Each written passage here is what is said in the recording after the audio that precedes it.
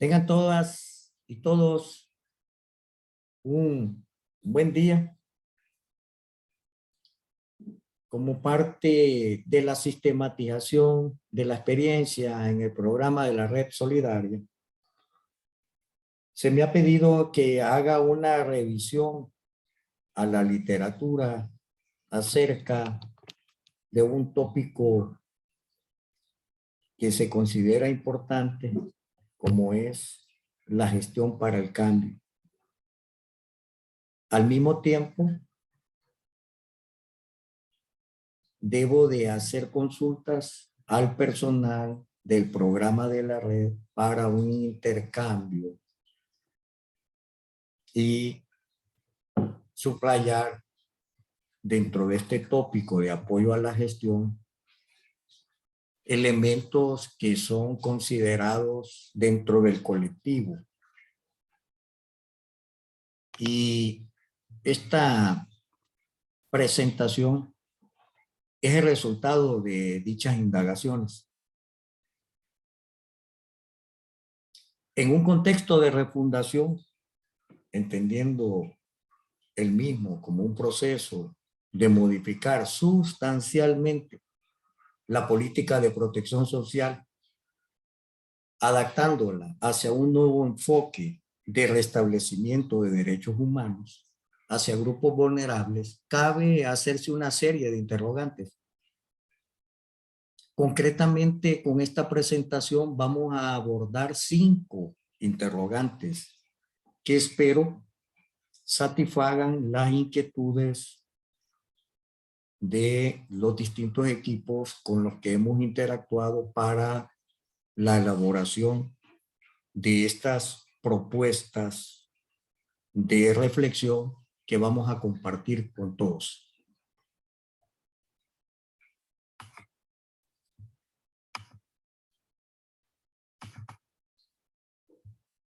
Así hemos titulado la presentación de esta forma: Gestión para el cambio, factores de riesgo y factores de apoyo.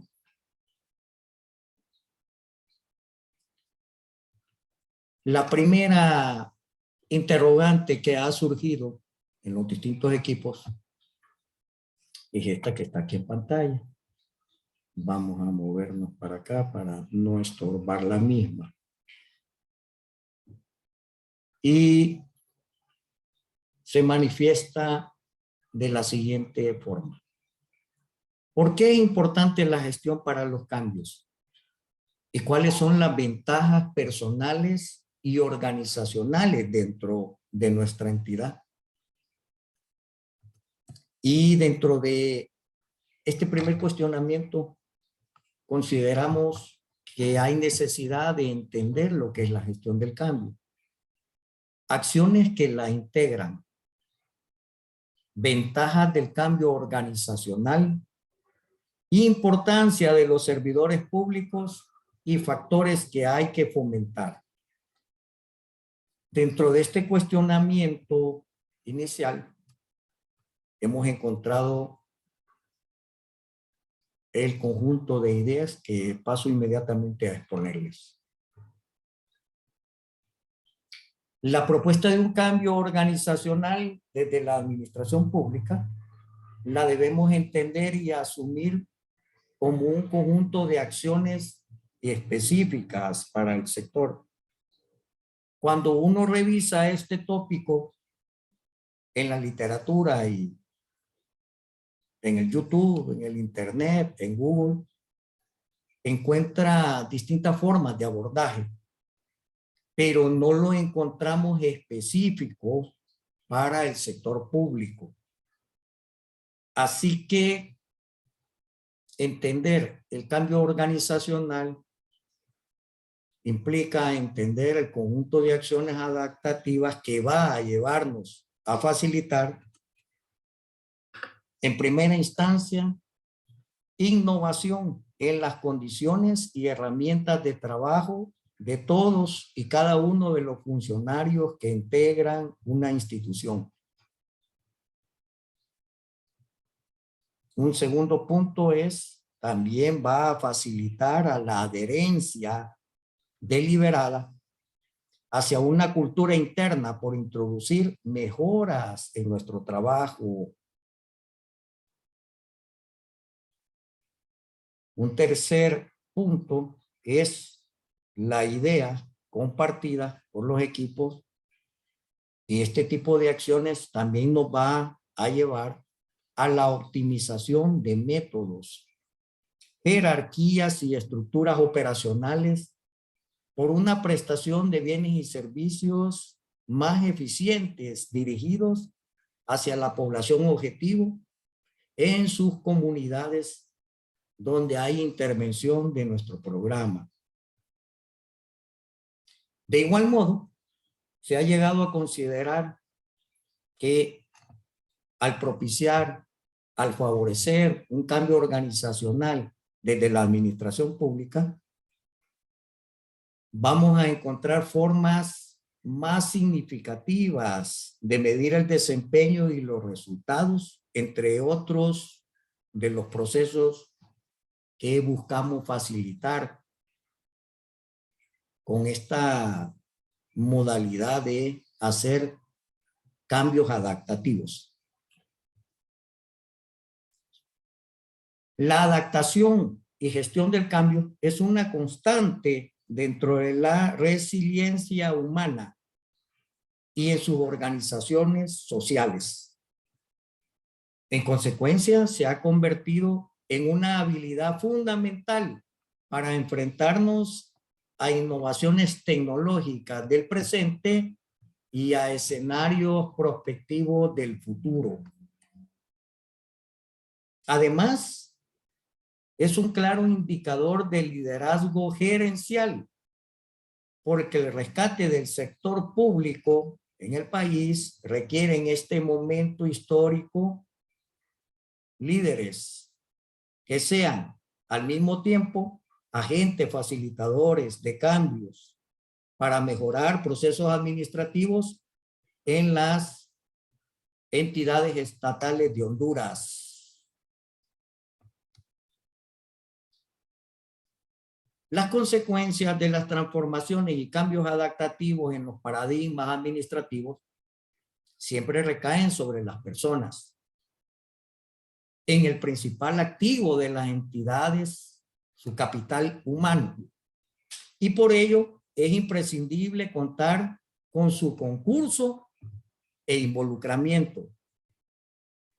Las personas, sus certezas, sus habilidades, sus valores, por regla general, suelen ser el núcleo detonante para las transformaciones organizacionales.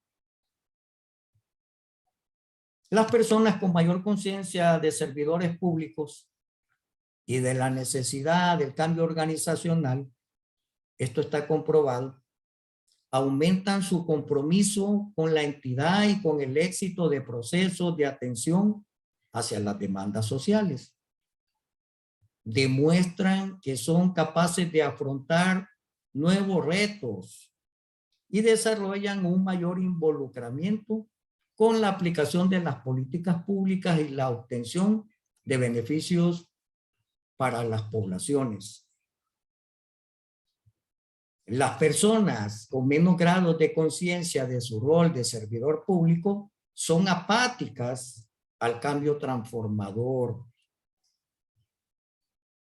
En la búsqueda de cambios organizacionales hacia la mejora continua de mecanismos de protección social, los equipos han considerado que se hace necesario fomentar estos 4 elementos. Uno de ellos es la confianza en los procesos misionales de la institución. Otro, igualmente subrayado, es el de la dirección y configuración de equipos colectivos de trabajo. De igual modo, la generación de un flujo de información constante y significativamente pertinente a dichos procesos. Sobre todo, crear un clima laboral que convierta al conjunto de compañeros y de compañeras en una buena influencia para encauzar la generación de valores públicos. Por ello, la propuesta inicial demarcada por los distintos equipos puede consistir en reflexionar en consideraciones como las que tenemos acá expresadas, para discernir acerca de los factores influyendo en la gestión para el cambio. Partamos por hacer un reconocimiento acerca del diseño de los programas de intervención pública para combatir pobreza, su implementación, logros y niveles de desempeño son tópicos del conocimiento común o requerirán elementos de especialización dentro de los liderazgos institucionales. ¿De quiénes dependen los logros en la prestación de servicios públicos? Esta es la segunda interrogante. ¿De quiénes dependen los logros en la prestación de los servicios públicos? Eso nos debe de conllevar a explorar la respuesta en aspectos como los de gerenciación operativa y la formulación de procesos institucionales. También el componente del factor humano y el involucramiento de corresponsabilidades. El sentido de pertenencia a la institucionalidad, la optimización de la prestación de servicios públicos y su relación con uno mismo, con cada uno de nosotros. Derivado de esta interrogante, encontramos el siguiente tipo de reflexión. Todos podemos coincidir como punto de partida en que es responsabilidad de las gerencias operativas dentro de toda institución pública o programa de desarrollo apoyar e involucrarnos en la formulación de procesos e implementación de métodos adecuados que nos lleven a alcanzar la prestación de bienes y servicios públicos de calidad.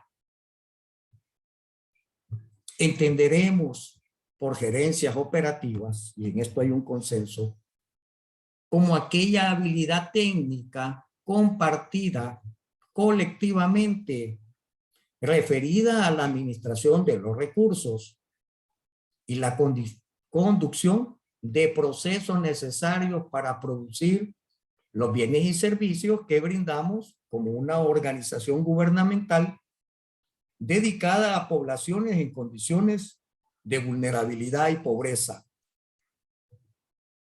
La gerenciación en este sentido es competencia de ministros, ministras, directores, gerentes, jefaturas y los equipos de las unidades ejecutoras, puesto que juntos, de manera colegiada, colectivamente, grupal, en equipo, conducimos competentemente y dentro de una cogestión organizacional la prestación de servicios y la generación de productos y bienes dirigidos hacia los territorios y comunidades donde se encuentran los hogares que se benefician de nuestras intervenciones institucionales.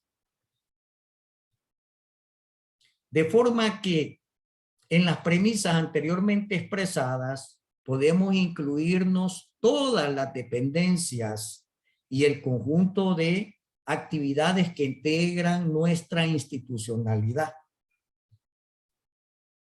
Al actuar en coordinación, cogestionando procesos, de ese modo se contribuye al control y efectividad de los recursos institucionales, optimizando desempeños en función del tiempo y los propósitos que se han establecido para la prestación de los servicios públicos pertinentes.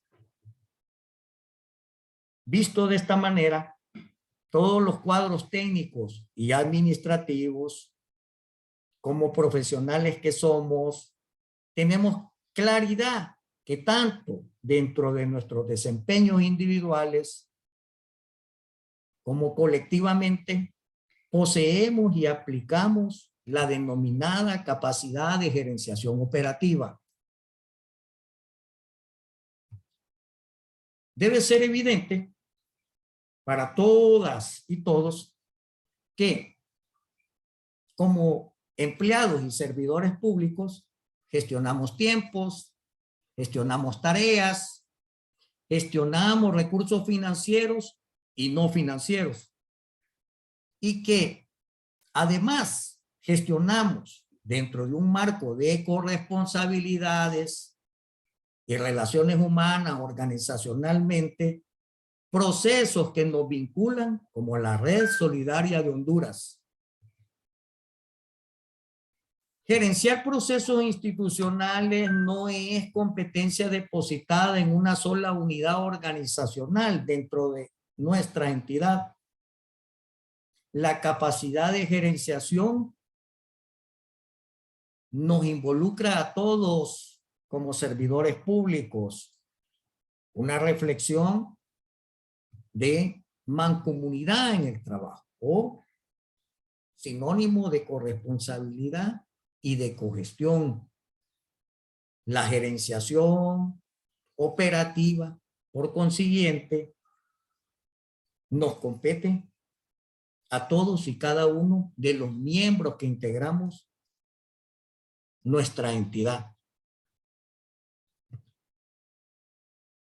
Se continúa declarando como parte de la indagación del pensamiento común que si actuar responsablemente es dar cumplimiento a nuestras obligaciones laborales y ser cuidadosos al tomar decisiones o al realizar nuestras tareas individualizadas, la corresponsabilidad implica llevar a cabo compromisos y objetivos comunes dentro de procesos institucionales que nos relacionan, nos enlazan misionalmente con los objetivos y resultados de la protección social en Honduras.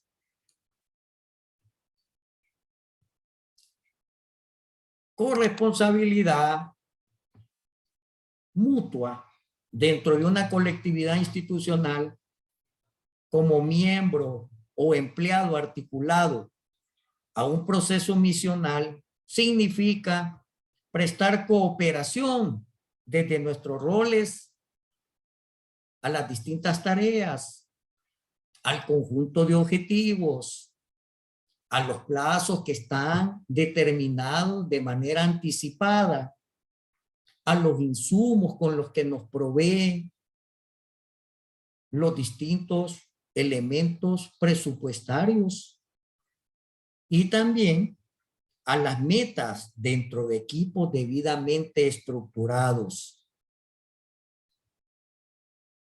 Significa, al mismo tiempo, vernos a nosotros mismos dentro de una participación conjunta, tanto en lo que realizamos directamente como en lo que es realizado por distintos compañeros involucrados para alcanzar el cumplimiento de un producto o la prestación del servicio institucional. Nos da sentido de pertenencia organizacional. Pertenecemos al programa de la Red Solidaria. Nos da sentido de integración laboral, de desempeños que aportan a satisfacer la demanda social de comunidades específicas, los cuales se encuentran focalizados en territorios específicos, 2007 aldeas.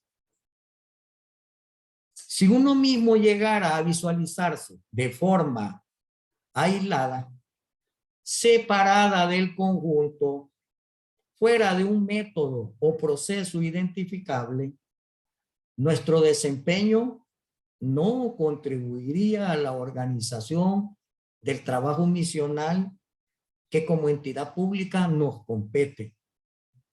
De esa manera estaríamos fuera de competencias, apáticamente sin participar de los cambios esperados. Por consiguiente, podemos concluir que la compilación de los distintos procesos institucionales en los que actualmente se encuentra nuestra organización debe ser llevada a cabo con la cooperación involucrada de todos y cada uno de nosotros, entregándonos como equipos operativos que somos los vasos comunicantes para distribución del trabajo y pautas acerca de la forma en que nos articulamos en la prestación de los servicios públicos que provee nuestra entidad. Es decir, la compilación de tales procesos nos entrega sentido de pertenencia organizacional. De ahí que reflexionar acerca de estos elementos conceptuales se haga necesario para facilitar y empoderar las responsabilidades de cada uno de nosotros, de cada líder de proceso y equipos de trabajo involucrados. La gestión del cambio no puede impulsarse sin las personas y sin procesos plenamente asimilados, aplicándose en nuestra institucionalidad. Deben ser temáticas permanentes dentro de nuestras agendas de trabajo este tipo de reflexiones para que nos llegue tanto a nuestra interioridad, a nuestros corazones, como también a nuestra mentalidad dentro de las labores que cada uno tenemos asignadas.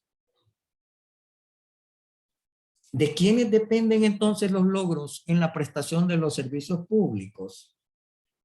La respuesta es que depende de cada uno de nosotros, de la capacidad de gerenciación operativa individual, porque todos poseemos la capacidad de gerenciación, y también de manera colectiva cuando se despliega dicha capacidad. Depende además de la cogestión y extensión enlazada de corresponsabilidades en una cadena de procesos en la prestación de servicios o productos públicos que está establecido en cada una de las metas de nuestra institucionalidad.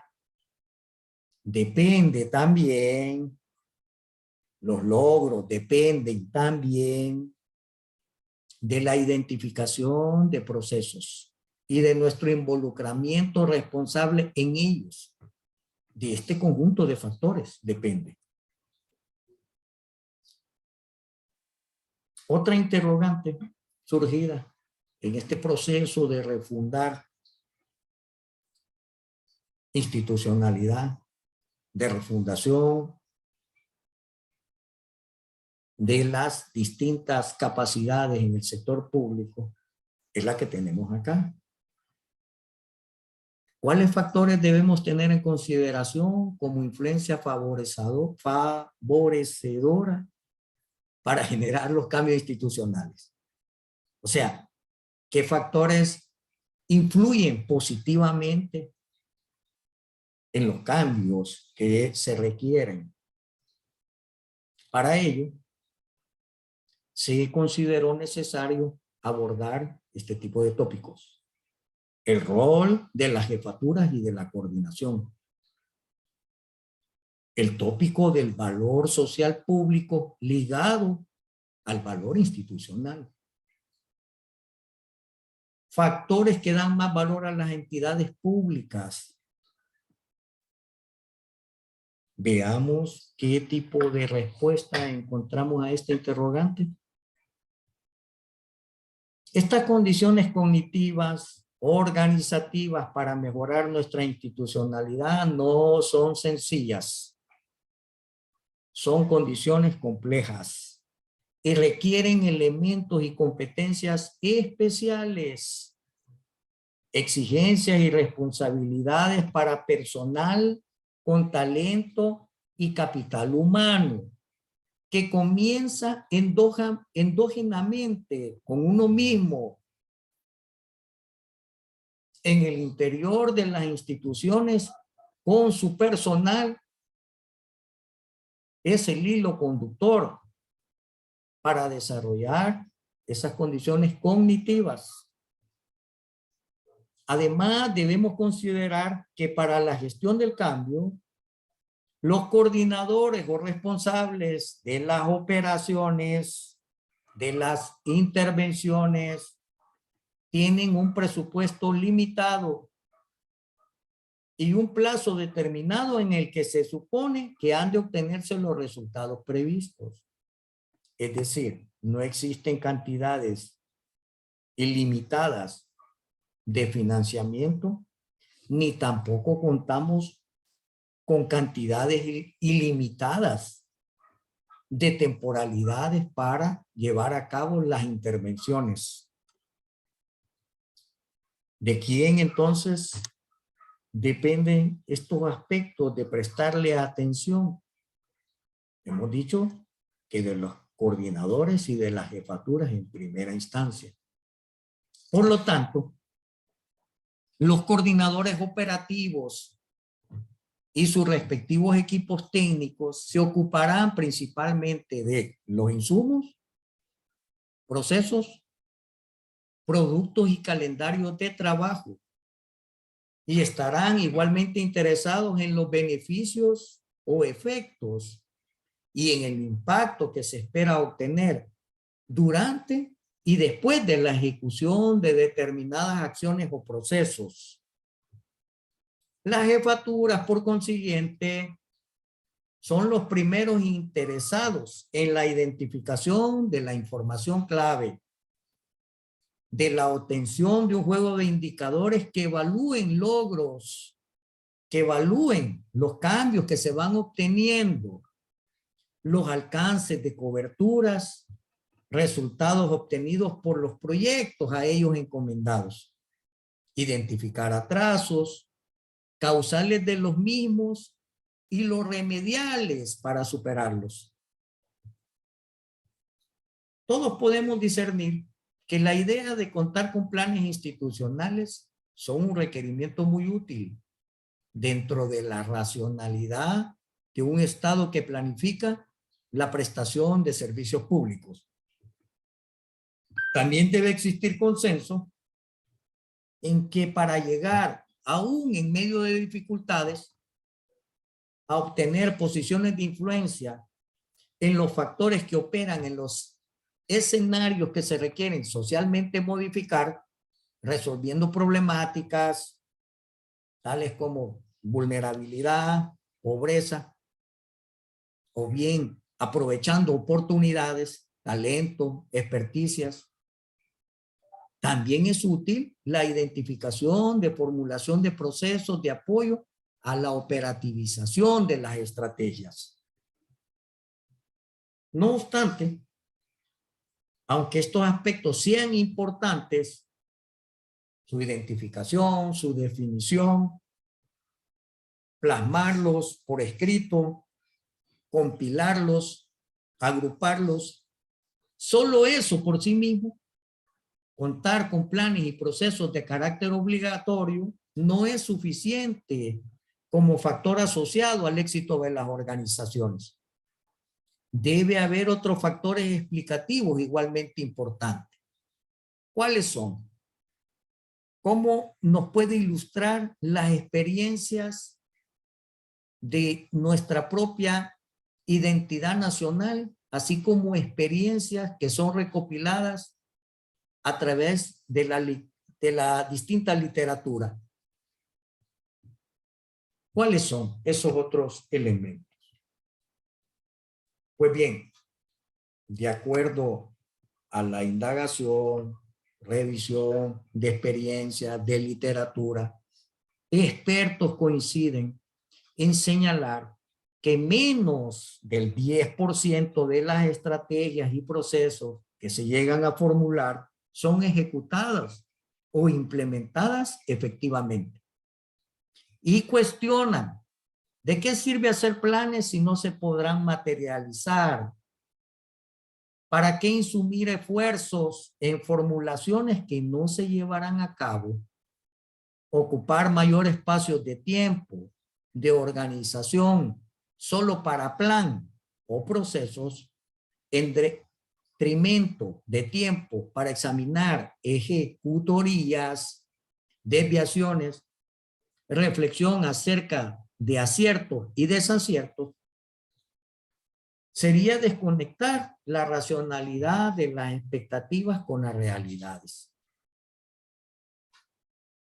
O sea, que es bastante bajo el porcentaje de éxito que se puede tener si no reflexionamos también sobre aspectos que son complementarios, como los que están señalados acá.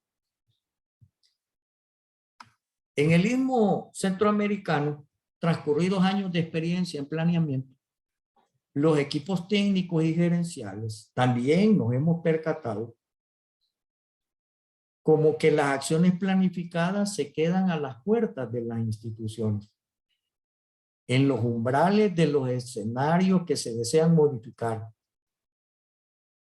Se distingue que del dicho del plan al hecho de las acciones, la ejecución no se da mecánicamente. La transformación o cambios sociales no opera en un vacío cósmico, opera en un contexto de compromiso de los servidores públicos que impulsan una entidad específica. De acuerdo igualmente con varios estudios e investigaciones organizacionales, todas ellas son coincidentales en caracterizar que el 60% del valor de las organizaciones está en la apreciación de sus elementos intangibles. Por ejemplo, en sus niveles de credibilidad, de la confianza que inspiran a sus distintos usuarios, del comportamiento organizacional ético y respetuoso al medio ambiente e idiosincrasia de las comunidades con las que interactúan, entre otros factores. Aquí tenemos una tablita que nos resume estos aspectos. Tales valores no tangibles suelen asociarse en orden relativo de importancia a los valores que acá se enlistan, lo cual, como he señalado, proviene de diversos estudios y se valoran en las entidades este tipo de factores, 8. Y se señala que dan más valor a las instituciones y grupos corporativos, entendiendo por grupos corporativos al conjunto de instituciones que integran un sector social, por ejemplo, o al conjunto de entidades que impulsan una política pública, o a la integración de distintos programas o proyectos. Y para ello señalan como número 1, el valor de que implementan cabalmente la estrategia diseñada y sus procesos. Como número 2, existe credibilidad del equipo operacional, gerencial y directivo. 3, es constatable la presencia de cultura organizacional dentro de las instituciones. Desde que uno está en el dintel de acceso a la institución, se constata la presencia de la cultura organizacional. Número 4, el nivel de imagen que se proyecta se corresponde con hechos verificables. No es solo propaganda. 5. Existe retención del talento humano, formación de capital humano a través de talleres de cohesión, talleres de reforzamiento, talleres de innovación. Número 6. La calidad de la estrategia trazada se evidencia en el logro de los objetivos y alto cumplimiento en sus niveles ejecutorios de sus metas establecidas individual y en equipo o el conjunto de distintos equipos. Número 7. El desarrollo de los productos y o servicios hacia las comunidades se brinda de manera oportuna y con la calidad establecida. Y también, como número 8, hay un respeto por la idiosincrasia cultural de las localidades o regiones donde se desarrollan las intervenciones. Todos estos factores dan más valor a las entidades. El hecho de que estemos hablando que son de carácter intangible no significa que no se pueda hacer verificaciones específicas a cada uno de ellos, que existan medios probatorios. Y por eso se destacan en esta filmina el conjunto de estos 8 factores.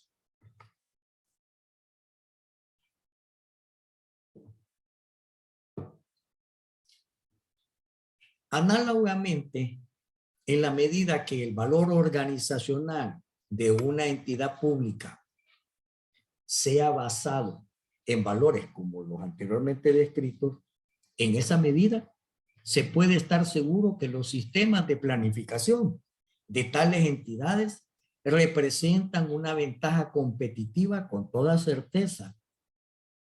La cuestión central a la que señalan estos estudios es que no todos los tableros de control de procesos dirigen o encauzan sus mediciones a la contestación o al cotejo o a contrastar cada uno de los 8 valores anteriormente señalados. Esto quiere decir que deben de construirse tableros de control que den los medios de verificación a ver si en efecto nuestra entidad satisface como valores intangibles los aspectos anteriormente señalados. Entonces vale la pena preguntarse, ¿con qué nivel de involucramiento implementamos dentro de nuestra institucionalidad buenas prácticas administrativas verificables en su trazabilidad de procesos a tiempo en los entregables que proporcionamos como bienes o prestación de servicio hacia las comunidades con uso eficiente en los recursos? Cabe hacer esta interrogante. ¿Con qué nivel de involucramiento? Lo cual nos lleva a nuestra cuarta interrogante, y es, ¿cuáles son las barreras más frecuentes que obstaculizan los cambios institucionales? Lo cual nos va a llevar a delimitar ciertos temas como circunstancias no deseadas y que ameritan cambiarse. De igual modo nos va a llevar a delimitar factores influyendo en la no ejecución o implementación. Configuración de los equipos de trabajo como gestores del cambio. Y la respuesta que hemos encontrado son las siguientes. En la mayoría de los casos, las entidades estatales descuidan la medición de la satisfacción de los usuarios y de las poblaciones hacia quienes dirigen sus servicios o productos. Recuerden que estamos hablando del sector público. Y también recuerden que dicen la mayoría de los casos. Estaremos nosotros dentro de ese caso de descuido de medición de satisfacción. También se señala que es alta la frecuencia de bajos niveles de ejecución de las metas programadas y escasamente se mide si las ejecutorías fueron eficaces y eficientes.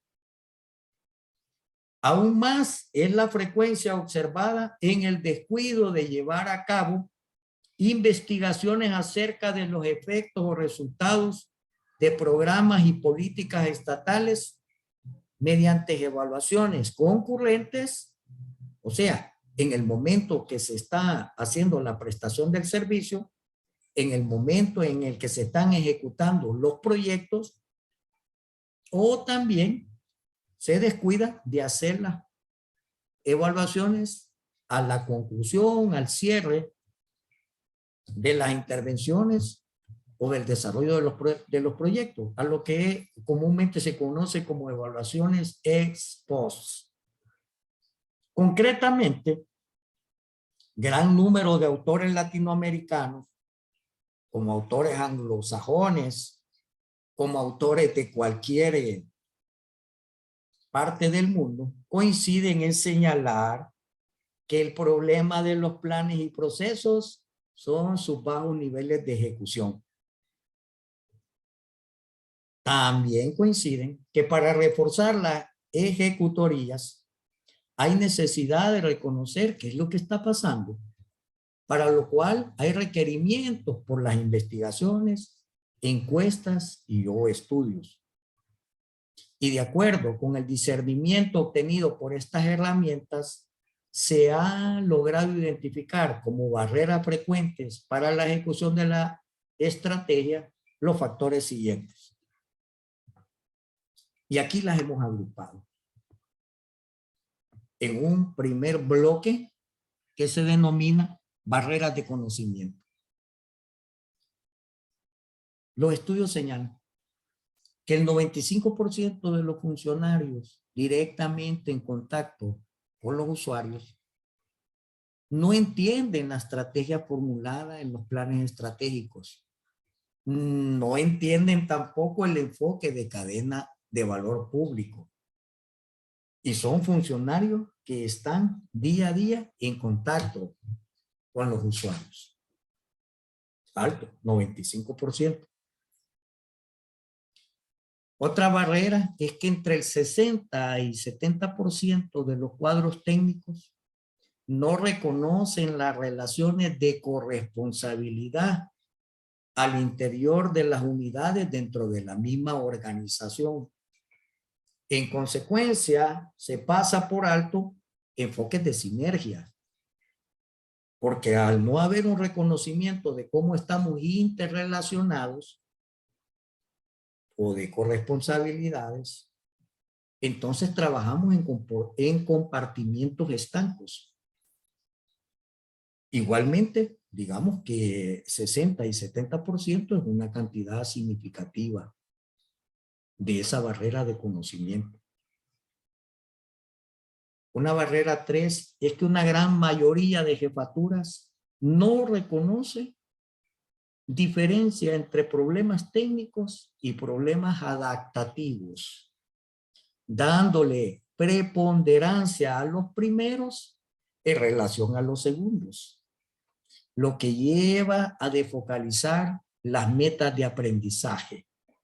Es decir, no se le presta la debida atención a lo que son los procesos formativos que van a incidir en el personal como capital humano, una gran mayoría de jefaturas. Eso es lo que dice este bloque de barreras de conocimiento. Luego podemos agrupar tres conjuntos de barreras que están aquí plasmadas. Las barreras de estructura. 80% de las organizaciones no alinean la estructura organizacionalmente a los componentes de la estrategia plasmadas en el PEI, o sea, en los planes estratégicos. Es decir, que el organigrama se vuelve enemigo de la configuración de macroprocesos, porque no hay un alineamiento, una vinculación, una articulación. Otra barrera de estructura que se señala es que entre el 60 y el 70% de las unidades de producción no reciben los medios apropiados para el cumplimiento de las cargas asignadas estratégicamente.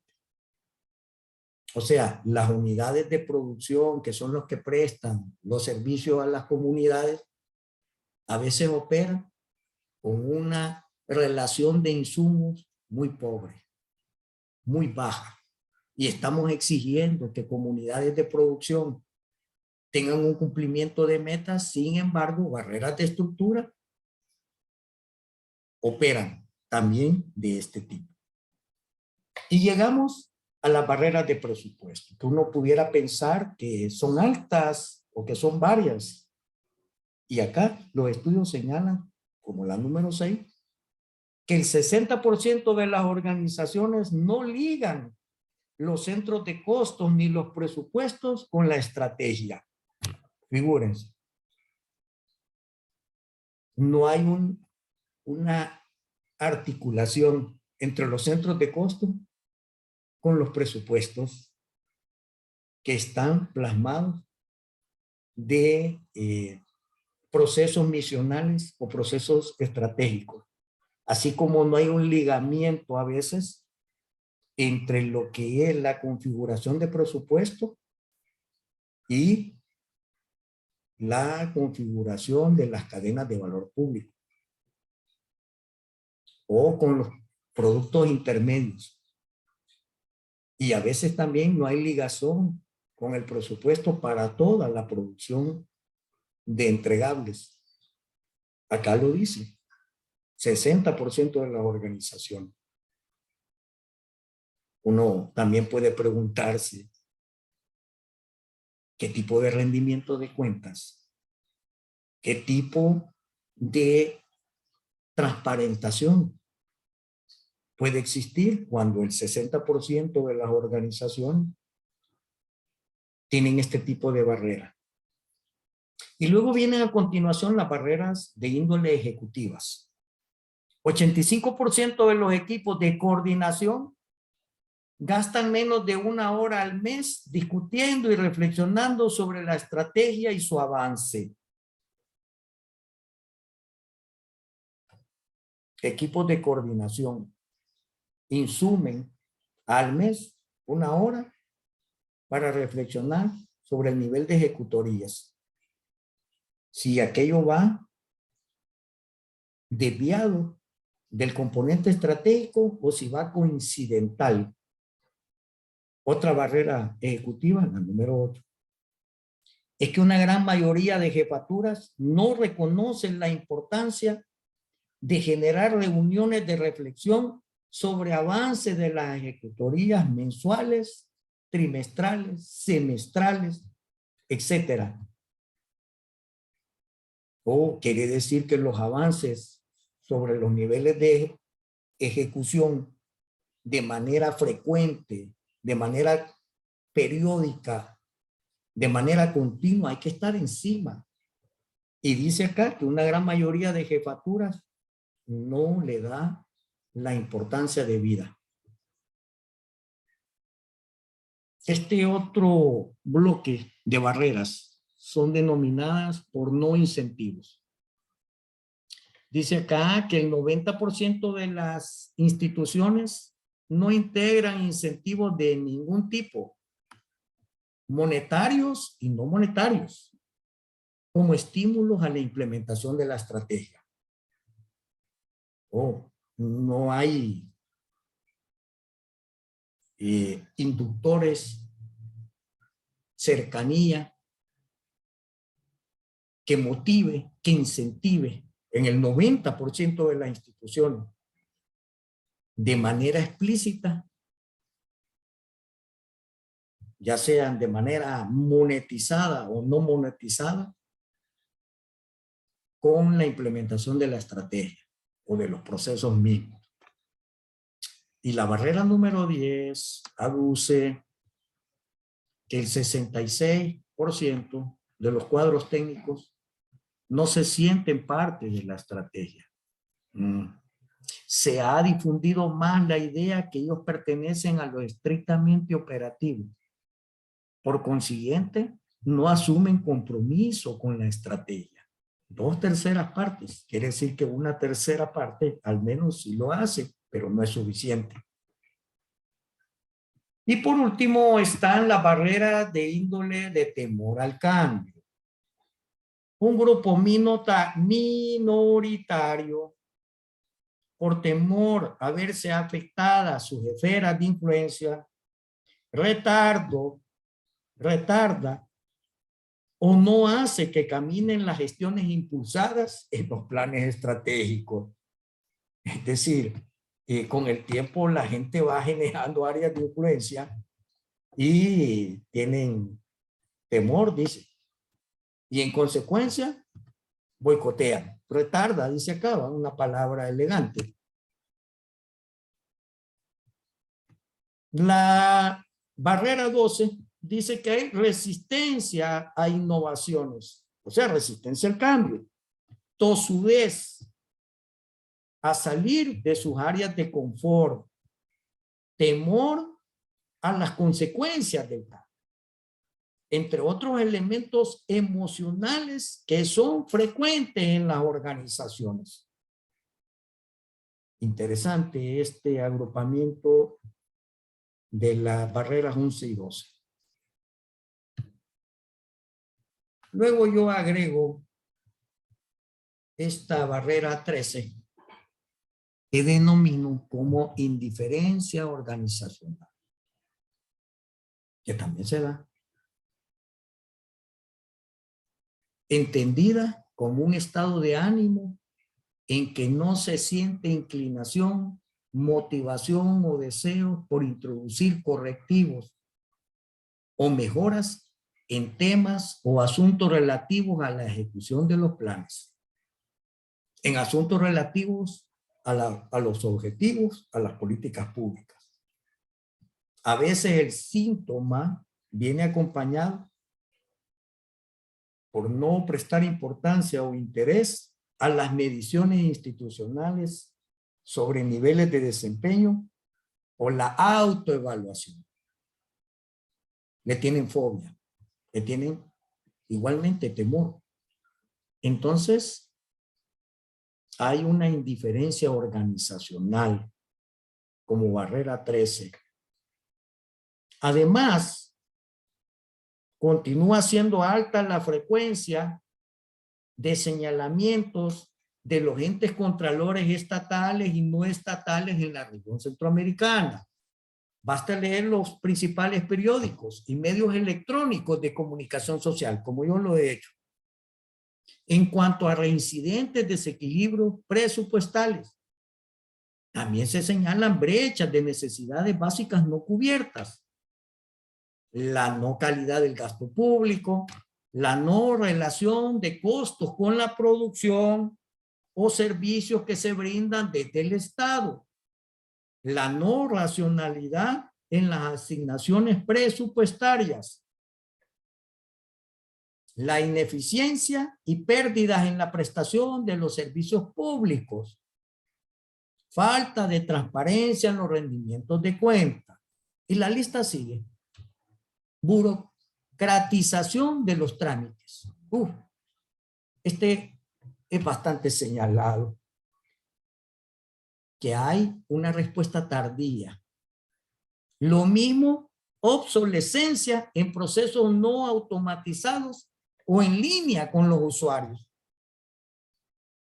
También hay señalamientos acerca de la permisibilidad y vulnerabilidad desde las esferas gubernamentales a actos de corrupción, incumplimiento de promesas electorales, y metas gubernamentales en la subsanación por demandas sociales postergadas.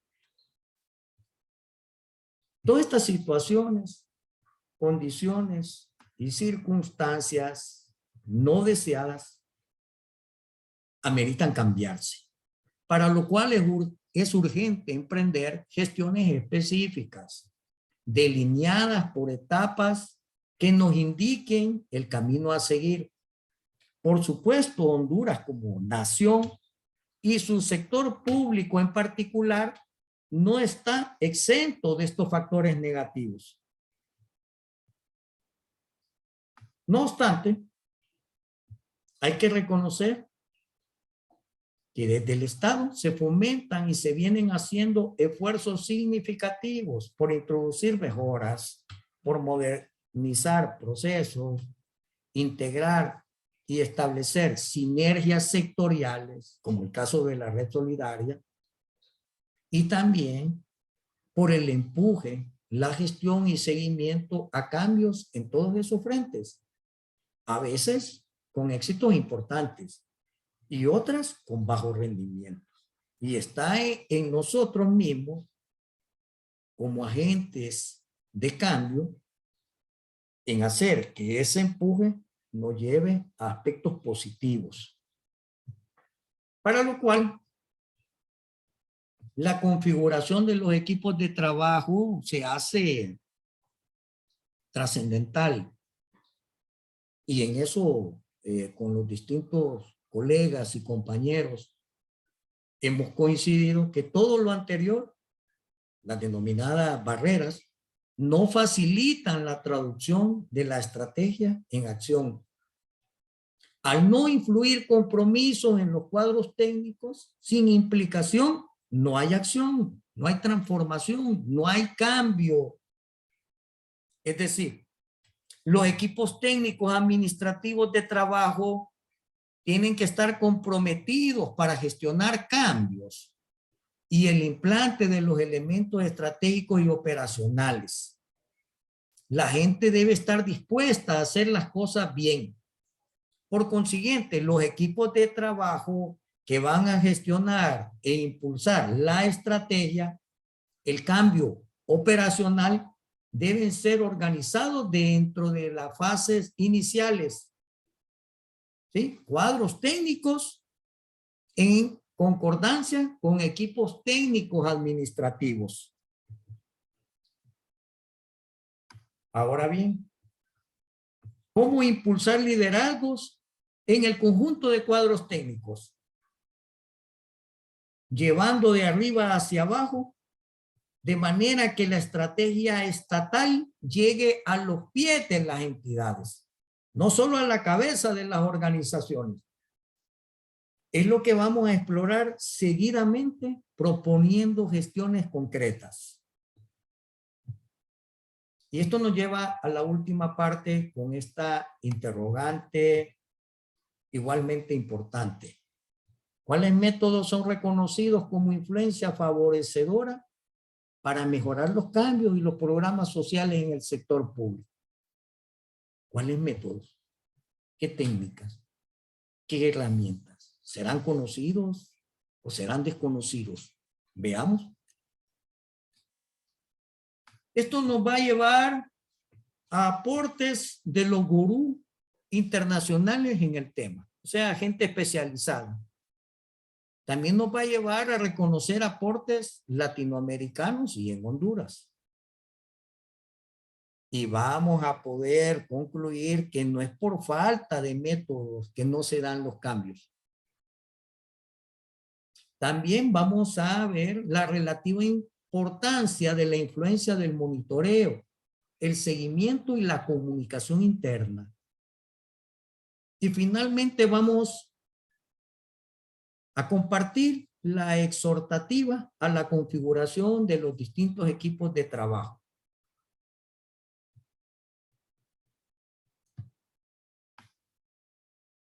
Como hemos analizado en las secciones anteriores, desde hace un tiempo relativamente reciente, las organizaciones han venido cuestionándose a sí mismas. respecto de qué sirve que las instituciones estén rellenadas de planes. Planes en los portales web. Planes en las estanterías de las oficinas centralizadas. Planes para la aprobación de las disposiciones y normativas. Planes que se acumulan en resmas de papel, pero no en los cambios concretos que se proponen incidir en las comunidades, regiones o áreas geográficas específicas. Creo que quienes me conocen saben que considero que los planes no son documentos. Cualquier plan operativo, estratégico, los planes son relaciones humanas.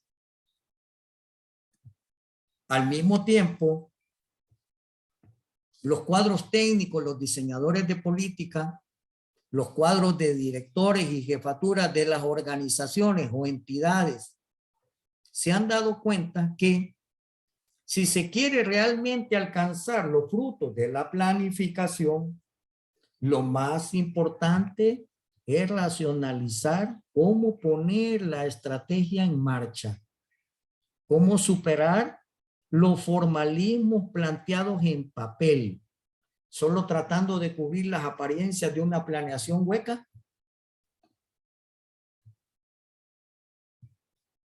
Y aquí acudimos a pensamiento de especialistas.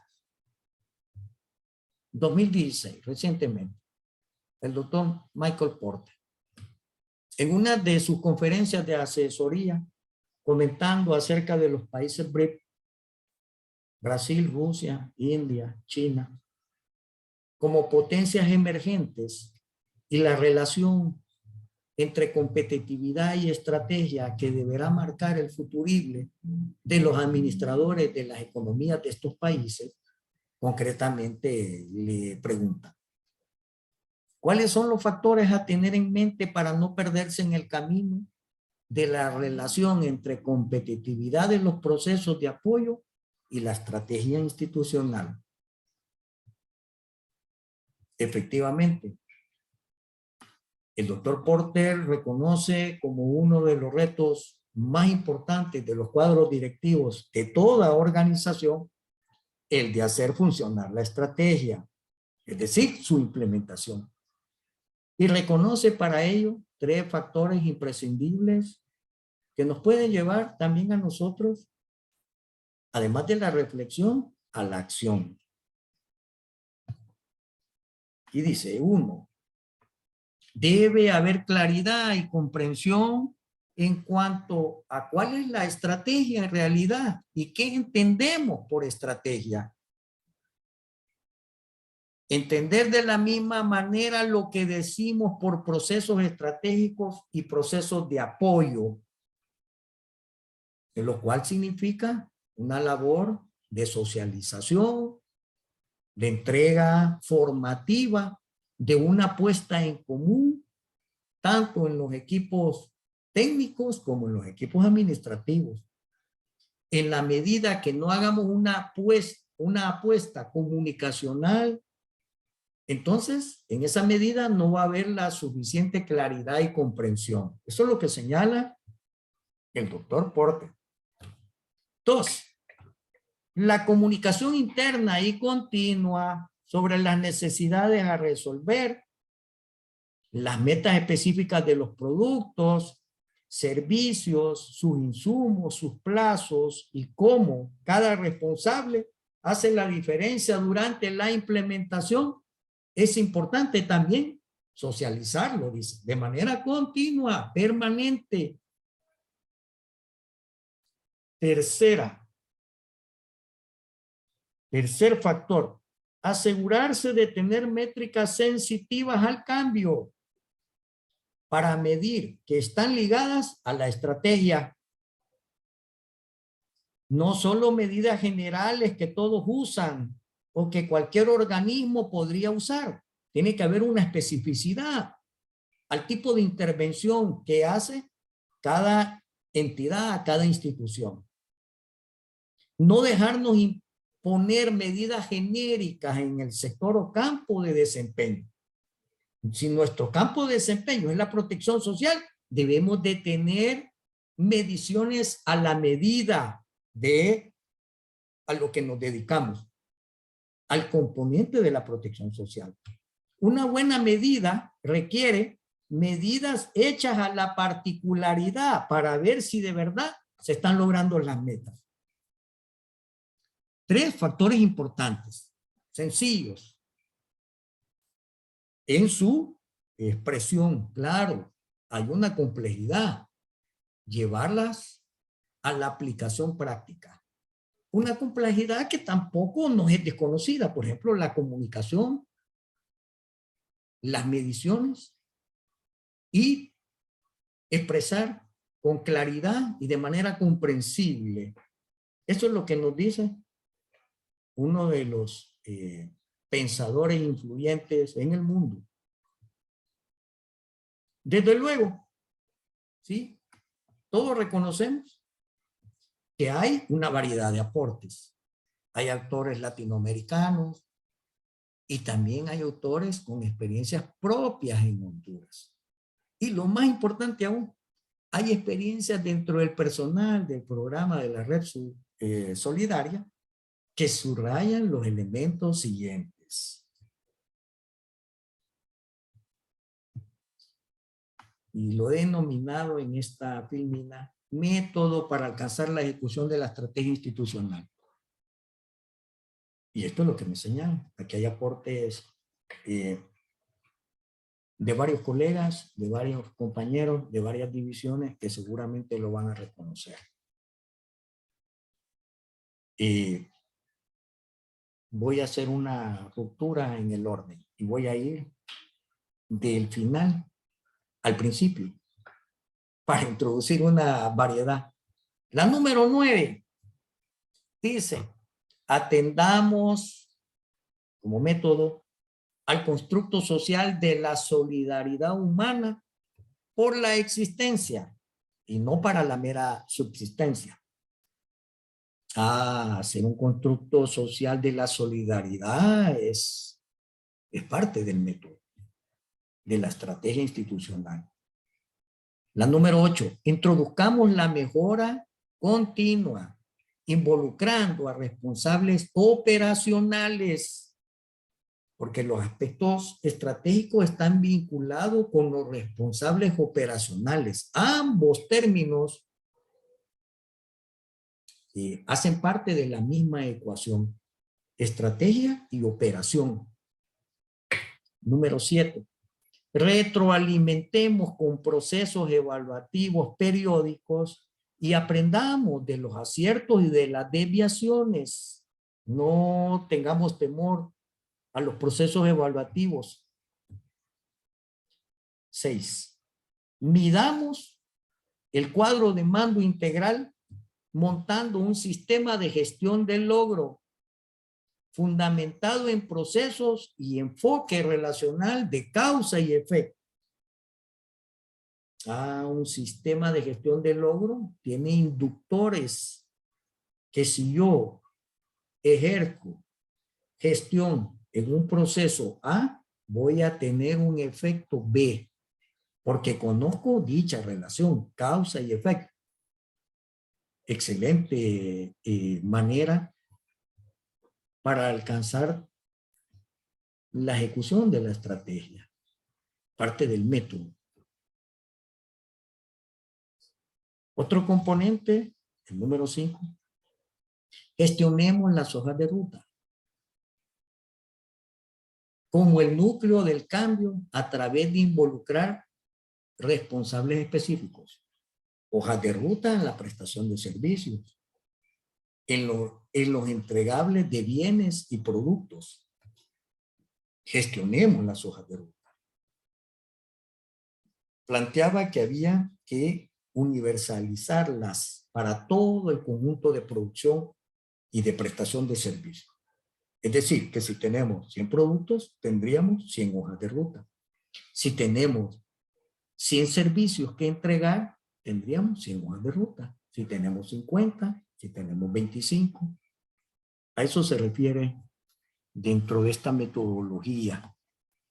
La número 4, en cambio, dice que debemos de desarrollar el plan de producción y su ejecución en función de los plazos, de los ciclos de proyectos, porque los distintos proyectos tienen un ciclo de gestión diferenciado, pero también considerando los ciclos de administración pública, que también son igualmente diferenciados. A eso hacían referencia los colegas cuando plantearon dentro de este método el número 4.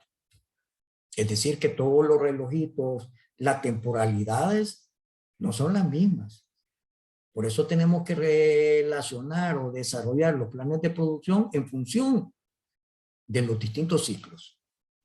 El número 3 señalan los compañeros que alineemos áreas, componentes, divisiones en relación a un cuadro de mando integral, ya sea en función de la teoría del cambio o de cualquier otra herramienta lógica que relacione causa con sus efectos.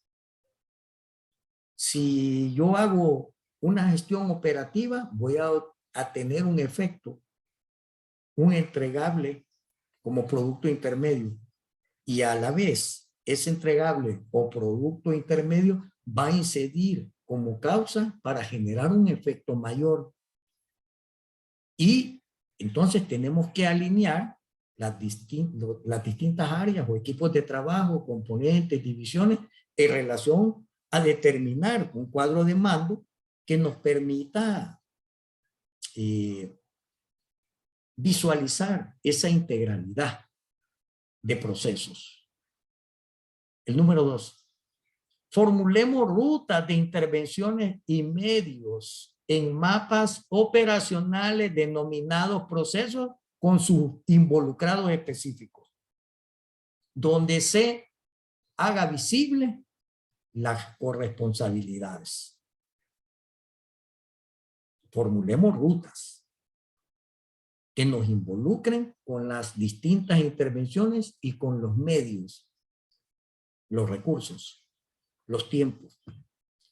Y el número 1, decidamos organizacionalmente qué es importante y qué no lo es. Y hagamos una separación. Y en función de eso, hagamos el cumplimiento de estos 9 pasos. Veamos qué más hay. Resumiendo. Entonces, ¿cuáles son los factores para el éxito de la estrategia y sus ejecuciones? A continuación, se describe y detalla por la literatura especializada algunos factores significativamente sensibles para que cualquier estrategia de gestión para obtener cambios triunfe. Y a estos hay que prestarles una mayor o igual importancia, así como a los que anteriormente hemos señalado. Ustedes lo ven, hay como una abundancia entonces de elementos de respuesta, no solo barreras, sino que también soluciones. ¿Qué nos dice dentro de esa abundancia? Ejemplo, 1, 2 y 3. 1. Alineamiento con la estrategia general. La estrategia de operaciones y de las unidades encargadas de las ejecuciones deben de estar completamente coordinadas con los procesos globales de la organización y el resto de niveles que intervienen para la consecución de los objetivos comunes. O sea que la estrategia de operaciones no puede estar desligada de los elementos misionales de obtención de resultados y de impactos, o lo que usualmente se denomina macroprocesos y microprocesos vinculantes. Alineamiento, alineamiento operativo, misional. 2. Equilibrio estratégico. Los diferentes niveles estratégicos, tácticos y de apoyo se plantearán de forma armonizada y complementarios, no de manera separada, de manera armonizada y complementaria. Sus objetivos y planes correspondientes se formularán de acuerdo a horizontes temporales adecuados a cada uno de ellos, largo, mediano y corto plazo. 3. Proyección de futuro y recursos necesarios. Debe tenerse en cuenta y prever los recursos técnicos, materiales y humanos que serán necesarios para el desarrollo correcto e implementación de la estrategia a largo plazo dentro de un plan plurianual y de manera vinculante con los planes anuales. ¿Qué significa esto?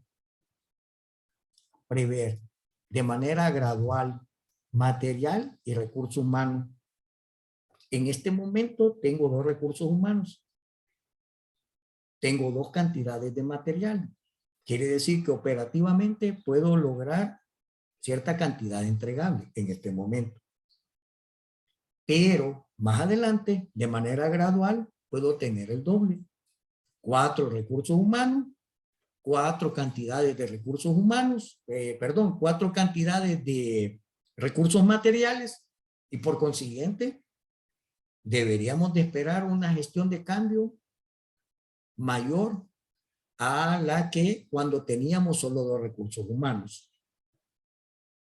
Y en un tercer momento puede ir una dinámica de crecimiento. Entonces hay que tener una visión plurianual, ¿sí? De proyección de futuro y de los recursos necesarios que están vinculados con los resultados de producción y a la vez con los resultados en las comunidades mismas. 4. Productos y resultados bien identificados.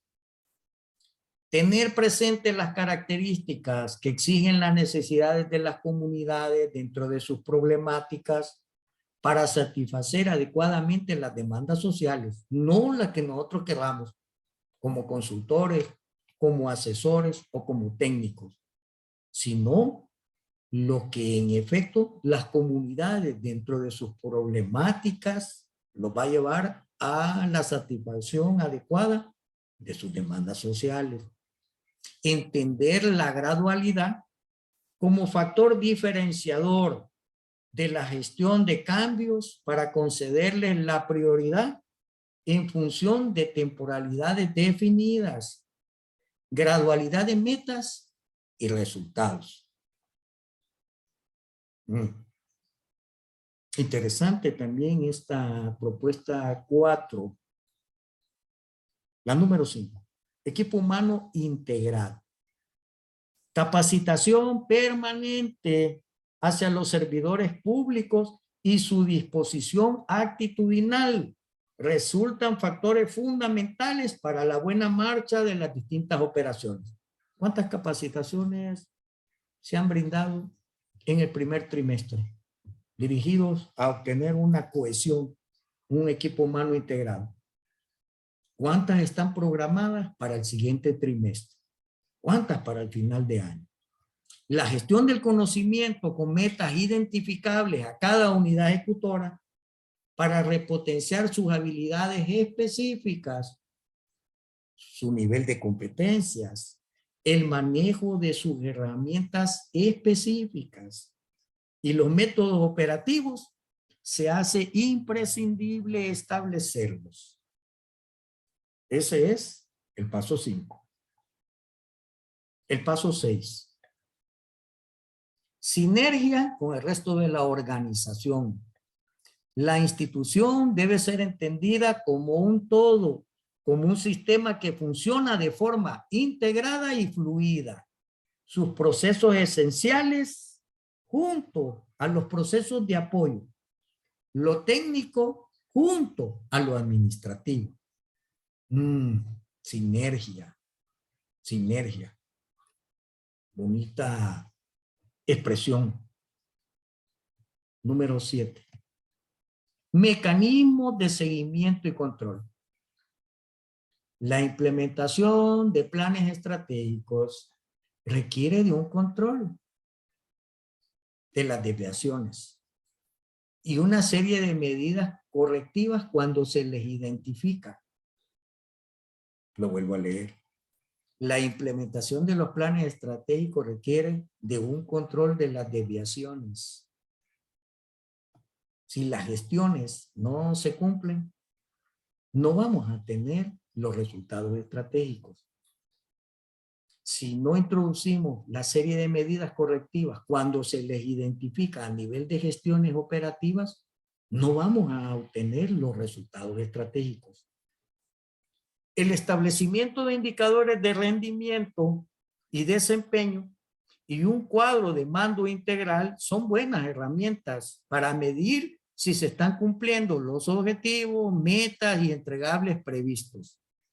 Su control y trazabilidad en tiempo y forma debe ser permanentemente socializadas, permanentemente comunicadas con todo el personal y así fomentar la meritocracia, el estímulo, eliminar aquellas barreras, eliminar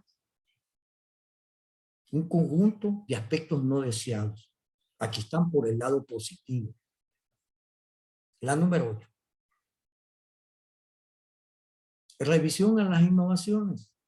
En un entorno en el que ya no hay fronteras a la comunicación, la visión nacional o local ha dejado de ser la que impera. Los enfoques deben ser globales, deben ser y son globales y accesibles para todos. El enfoque estratégico debe tener una perspectiva amplia de las buenas prácticas internacionales, revisables continuamente. Conclusión, evidente, después de que hemos visto a don Michael Porter, después de que hemos visto el aporte propio acá de Honduras, propio de nuestra institucionalidad con distintos colegas y compañeros, y después de que hemos visto también los aportes más significativos recopilados de la revisión de la literatura pertinente en estos últimos 8 pasos que les he comentado. Por eso es que es evidente. Si no lo tuviéramos a la vista, no pudiéramos entonces reflexionar. Pero como lo hemos tenido a la vista, entonces podemos concluir. Al parecer no es por falta, ausencia o vacío de asesoramiento, normativas, metodologías o técnicas, los causales del cambio institucional. No podemos aducir que entonces los cambios en las instituciones se da por esa serie de vacíos. Al contrario, hay abundancia de racionalidades en el Internet, en la literatura revisada y en la propuesta que nuestros propios colegas de distintas divisiones dentro de nuestro programa han aportado. Entonces, la clave del cambio organizacional debe anidar en los corazones del personal, de las instituciones, en los corazones y en la mente, porque también hay que creer en el cambio y aplicar este conjunto de respuestas que nos son aportadas como parte de gestión del conocimiento, exhortativa al equipo gestor de los cambios. Debemos considerar que combatir las barreras de conocimiento, la porfía por no abandonar posiciones cómodas del no involucramiento, las actuaciones de mantener deliberadamente paradigmas de anquilosamiento no serán tareas fáciles. La mayoría de nosotros conocemos a personas que son abiertamente opuestas a toda innovación, opuestas a practicar una sana administración activa, opuestas a volverse agentes de cambio. No es para todos. Para ellos, Aquellos que se oponen a la gestión para el cambio, la ausencia del plan es el plan. Es decir, la invisibilidad de las hojas de ruta por productos y servicios públicos podría estar significando circunstancias intencionalmente beligerantes, puesto que se ven amenazados en sus áreas de influencia y prefieren en consecuencia la no introducción de correctivos, la no implantación organizacional de la mejora y hacer quedar mal a las entidades proveedoras de valores sociales, hacer quedar mal a la composición de sus empleados, hacer quedar mal a los directores, directoras, a las máximas autoridades. Puede que no siempre sea fácil determinar si un desacuerdo en los niveles de satisfacción de las ejecutorías sea mente trivial, inmadurez en la aplicación de ciclos administrativos o un descuido flagrante del personal responsable de dichos procesos. Pero una cuidadosa revisión a la aplicación de las normativas y buenas prácticas nacionales e internacionales resolverá cualquier pregunta que podamos tener acerca de la relativa importancia de cualquier desempeño observable de cumplimiento a las metas en su justo tiempo, con la calidad dentro de las expectativas esperadas y al costo razonable dentro de los presupuestos disponibles en cada entidad estatal. Aún más, cuando decimos que debemos de tener una atenta revisión a las normativas y a las buenas prácticas, basta con que revisemos los tres conjuntos de propuestas metodológicas como las que hemos examinado y de inmediato vamos a razonar que sí se puede, que sí se puede. Conclusiones finales. En la medida que las herramientas de la gestión del cambio se afiancen como parte ineludible de la responsabilidad de las organizaciones gubernamentales, en esa medida se afianzará el enfoque de trabajo basado en la moral del servidor público. Si bien la moral puede parecer un concepto abstracto e intangible, es perfectamente perceptible y es una consecuencia del estado motivacional provocado por la satisfacción o insatisfacción de las necesidades de los individuos. Por tanto, podemos concluir que se elevará la moral cuando se planifica, ejecuta y controla la operatividad responsablemente de las intervenciones estratégicas por un personal comprometido con los procesos institucionales. Gracias a todos.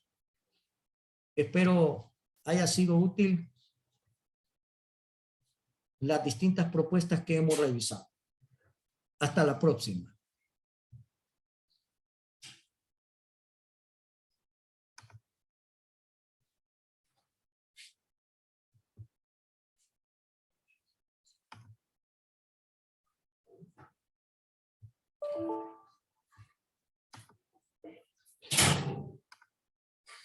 Ya.